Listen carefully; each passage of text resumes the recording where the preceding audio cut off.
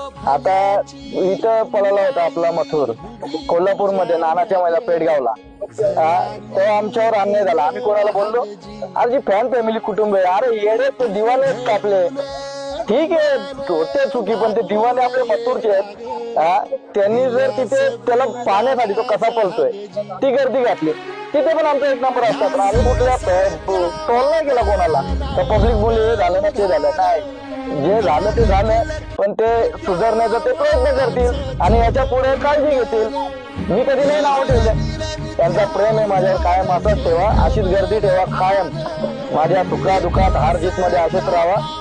बिंदास, आपल्या काही कुठल्या गोष्टीमध्ये गम नाही. आणि पब्लिक मुले आता कोणती गोष्ट नाहीये. आता पण पब्लिक तोंडावर आली धावून. काय होणार, त्यांना आवड एवढे लांबून लांबून येतात, काय करणार ते पण.